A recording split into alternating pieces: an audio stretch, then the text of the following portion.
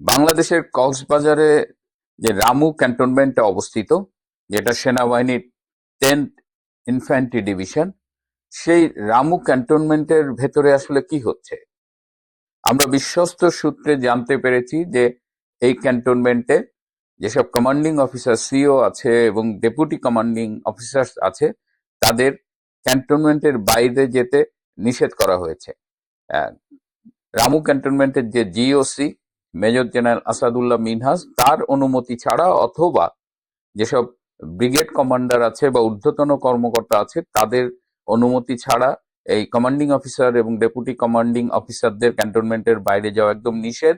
এবং একজন lieutenant colonel স্বাক্ষরিত এক আদেশে, গোপন আদেশে এই নির্দেশ জারি করা হয়েছে। এবং শুধুমাত্র যে সিও এবং ডেপুটি সিও তাই না, পুরো ক্যান্টনমেন্টে সকল সৈনিক এবং সকল সেনা কর্মকর্তাকে এই মুহূর্তে বিনা অনুমতিতে রামু ক্যান্টনমেন্টের বাইরে যেতে নিষেধ করা হয়েছে। এটা হঠাৎ করে কেন এই নিষেধাজ্ঞা বা এত কড়াকড়ি? এর অন্যতম কারণ হলো যে রামু ক্যান্টনমেন্টে এই মুহূর্তে অনেক কিছু হচ্ছে। বিশেষ করে আপনারা জানেন যে সারা দেশেই এটা নিয়ে আলোচনা হচ্ছে। আমি বেশ কয়েকটা এপিসোডে এটা নিয়ে বলেছি যে আরাকান আর্মিকে, মিয়ানমারের সশস্ত্র বিদ্রোহী গোষ্ঠী আরাকান আর্মিকে এই অবৈধ ইনু সরকার মানবিক সহায়তার নামে একটা করিডোর দিচ্ছে। এবং এই করিডোরকে কেন্দ্র করে অলরেডি এখানে অনেক রহস্যজনক ঘটনা ঘটছে। তারই অংশ হিসেবে রামু ক্যান্টনমেন্টে এরকম একটা কঠোর নিষেধাজ্ঞা আসলো। এবং আমরা আরো জেনেছি যে অলরেডি এই করিডোর দিয়ে বিভিন্ন সরবরাহের কাজ শুরু হয়ে গেছে। অর্থাৎ আরাকান আর্মির কাছে বিভিন্ন সাপোর্ট পৌঁছে দেওয়া হচ্ছে এই করিডোরের মাধ্যমে। আরো সম্প্রতি আমরা জেনেছি যে সাউথ ইস্ট একটা প্রতিবেশী দেশ থেকে কিছু খুব গোপনীয়তার সাথে কিছু খুব স্পর্শকাতর ইকুইপমেন্ট এসেছে, যেগুলো এই রামু ক্যান্টনমেন্টে রাখা হয়েছে।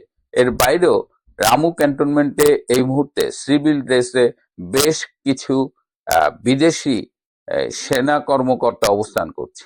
সুতরাং রামু ক্যান্টনমেন্ট এই মুহূর্তে ভীষণ স্পর্শকাতর একটা জায়গা হয়ে গেছে এবং দেশবাসীর নজর থেকে সবকিছু আলাদা লুকিয়ে রাখার কারণেই রামু ক্যান্টনমেন্টে এই এই গোপনীয়তার খেলাটা খেলানো হচ্ছে। এদিকে আমাদের একটা think tank forum, Bangladesh institute for piece and security studies, তারা এই করিডোর দেওয়া নিয়ে উদ্বেগ প্রকাশ করেছে। তাদের ভাষ্য অনুযায়ী, আন্তর্জাতিক আইন অনুযায়ী বাংলাদেশ সরকার এভাবে একটি করিডোর দিয়ে একটি, যেটি নন স্টেট অ্যাক্টর বলা হচ্ছে, যেটি কোনো স্বীকৃত কোনো স্টেট অ্যাক্টর না, তার সাথে চুক্তি করে এইভাবে কোনো করিডোর দিতে পারে না। সো এটা আন্তর্জাতিক আইনের একটা খেলাপ। ইতিমধ্যেই মিয়ানমার সরকারের পক্ষ থেকে বাংলাদেশ সরকারের পররাষ্ট্র মন্ত্রণালয় এই করিডোর দেওয়া নিয়ে তীব্র আপত্তি জানানো হয়েছে। সুতরাং আমাদের ওই কক্সবাজার এন্ডে বেশ পরিস্থিতি জটিল হয়ে উঠছে। এদিকে বান্দরবনে আমরা দেখছি যে আরাকান আর্মি তারা এসে জলকেলি করছে, তারা ব্যাংক থেকে টাকা ডাকাতি করে নিয়ে যাচ্ছে, জল সীমা থেকে জেলেদের ধরে নিয়ে যাচ্ছে। এবং আরো একটি উদ্বেগের বিষয় হলো যে এখন যেহেতু এই টেকনাফ এবং বাংলাদেশ এই মিয়ানমারের যে বর্ডার, সেখানে যেহেতু মিয়ানমারের রেগুলার বর্ডার ফোর্স নেই এবং সেখানে আরাকান আর্মি এবং অন্যান্য সশস্ত্র বিদ্রোহীরা এই বর্ডার গার্ড দিচ্ছে, সুতরাং এই বর্ডারের ম্যানেজমেন্ট এই মুহূর্তে যথেষ্ট দুর্বল। এবং এই দুর্বলতার সুযোগে এখান থেকে প্রচুর ড্রাগস এবং অস্ত্রের চোরাচালানির সুযোগ সৃষ্টি হয়েছে। এবং এই ড্রাগস, এই মাদক এবং অস্ত্র একদিকে যেমন বাংলাদেশে প্রবেশ করবে, আর একদিকে এটা ভারতের নর্থ ইস্ট রাজ্য, বিশেষ করে মিজোরামে এই এই মাদক এবং অবৈধ অস্ত্রের চোরাচালানের একটা ভয়াবহ ঝুঁকি তৈরি হয়েছে এবং এটি শুরু হয়ে গেছে বলা যায় আর কি। তো এই অবস্থায় এই রামু ক্যান্টনমেন্ট যে 10th ডিভিশন, এদের সহায়তায় রয়েছে 17 ডিভিশন এবং 24 ডিভিশন। সবাই মিলেই এই করিডোর দেওয়ার এই ব্যাপারে এই পাশ্চাত্য শক্তি, বিশেষ করে টু বি ভেরি স্পেসিফিক, আমেরিকার এই যে এই করিডোর টরিডোর করা, এগুলো সঙ্গে আমেরিকার বেসিক্যালি তারা যে বার্মায় একটা পাস করেছিল সংসদে 2022 সালের 15 ডিসেম্বর, তারই ধারাবাহিকতায় আমরা এটা দেখতে পাচ্ছি। Institute of piece and security studies এর এদের যে উদ্বেগ, এর পাশাপাশি আমাদের অন্যতম বৃহত্তম রাজনৈতিক দল বিএনপি, তারাও কিন্তু মিনমিনে গলায় একটু একটু প্রতিবাদ জানিয়েছে, কিন্তু এই সিকিউরিটি স্টাডিজ এর এই প্রতিষ্ঠান কিংবা বিএনপি এদের কারো উদ্বেগের ব্যাপারেই আমাদের ইউনূস সরকারের পক্ষ থেকে কেউ কোনো রেসপন্ড করেনি। স্পেশালি যে জাতীয় নিরাপত্তা উপদেষ্টা বলে যে যাকে নিয়োগ দেওয়া হয়েছে, ডক্টর খলিলুর রহমান, তিনি এ ব্যাপারে কোনো মুখ খোলেননি। এই যে সারা দেশের জনগণের উদ্বেগ, এবং এই ধরনের একটি করিডোর যদি দিতেই হয় তাহলে সেটি জাতীয় সংসদে নির্বাচিত প্রতিনিধিদের মধ্যে আলোচনার মাধ্যমে এই ডিসিশনটা নেওয়া উচিত। কিন্তু একটা অবৈধ সরকার, ইউনূস সরকার, যার কারো কাছে কোনো অ্যাকাউন্টেবিলিটি নেই, সে এই ধরনের সিদ্ধান্ত নিতে পারে না। সুতরাং এই জায়গাতেও অলরেডি বাংলাদেশ জুড়ে একটা তীব্র ক্ষোভ সৃষ্টি হয়েছে। আরেকটা বিষয় আমি আপনাদের সাথে একটু আলাপ করতে চাই, যে আমাদের এই জাতীয় নিরাপত্তা উপদেষ্টা ডক্টর খলিলুর রহমান, ইনি কিন্তু একাধারে বাংলাদেশের নাগরিক, আবার আমেরিকারও নাগরিক। তো একজন ভিনদেশী নাগরিকত্ব গ্রহণকারী মানুষ, তিনি কি করে একটা দেশের নিরাপত্তার মতো এত স্পর্শকাতর বিষয়ের উপদেষ্টা হয়?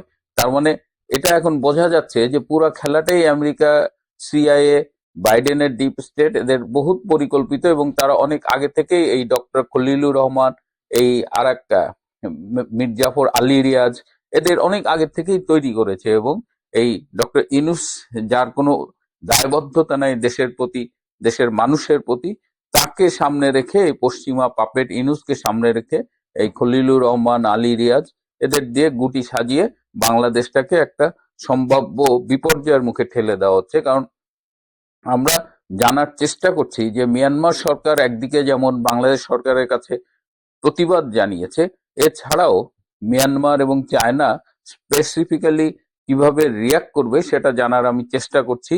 আমি আমার এই 3টে দেশ ভ্রমণ শেষে আজকেই অস্ট্রেলিয়ায় ফিরলাম। আমি আশা করি যে এরপর থেকে আপনাদের সাথে আমার নিয়মিত কথা হবে এবং অনেক বিষয়ে কথা হবে, এবং আমি এই আলোচনায় আপনাদের আরো একটু সম্পৃক্ত করতে চাই। তো আমি আশা করি যে আগামীকাল থেকে এই বিষয়গুলোতে আমরা আরো স্পষ্টভাবে কথা বলবো। প্রিয় বন্ধুরা, আজ এ পর্যন্তই।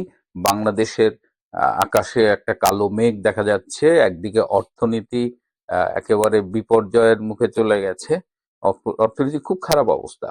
সরকারি খাত আর বেসরকারি খাতে তো ভীষণ অস্থিরতা চলছে, তারা অনেকেই ব্যবসা ছেড়ে দিচ্ছে, ছেড়ে দেওয়ার পরিকল্পনা করছে। তো এরকম একটা অবস্থানের মধ্যে আমাদের এই গোদের উপর বিস্ফোরা হয়ে এসেছে এই হিউম্যান করিডোরের নামে বাংলাদেশকে যুদ্ধের মুখোমুখি দাঁড় করা। একদিকে ইকোনমি খারাপ অবস্থা, তারপর যদি কোনো কারণে যুদ্ধে জড়িয়ে যায়, বা আদৌ এই আরাকান আর্মি, যার সাথে এত ধরমরম, সে আরাকান আর্মি আদৌ বিশ্বস্ত কিনা, কিংবা আমাদের সেনাবাহিনী যুদ্ধের জন্য প্রস্তুত কিনা, এই বিষয়গুলো নিয়ে আমি অচিরেই আপনাদের সাথে আলোচনা করব।